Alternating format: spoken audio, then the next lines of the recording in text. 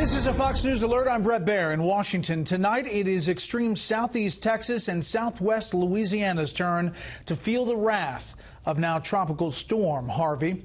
The re-energized remnants of the deadly hurricane dumping several inches of rain in that region on top of the drenching already received.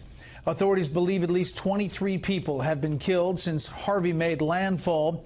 Houston saw the sun a bit today, but the nation's fourth largest city is still inundated from the worst tropical rainfall event in U.S. history, with thousands of people seeking shelter tonight.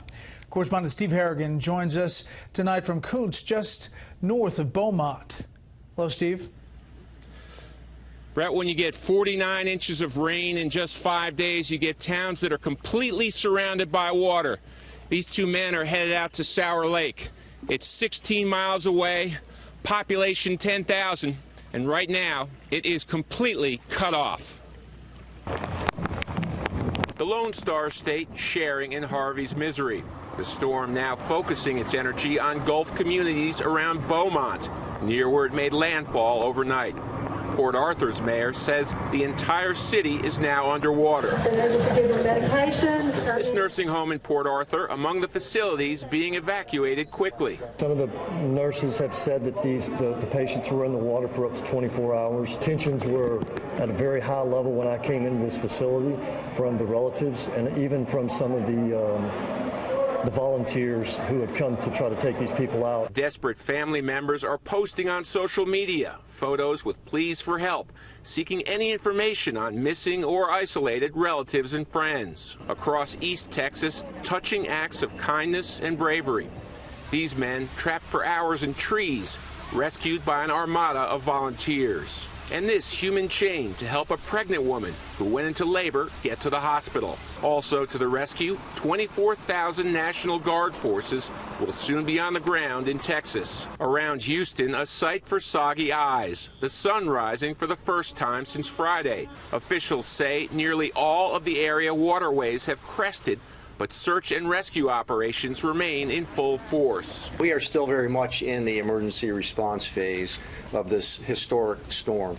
At least 21 people have been killed by the storm, including a family of 6, believed to be riding this van found today.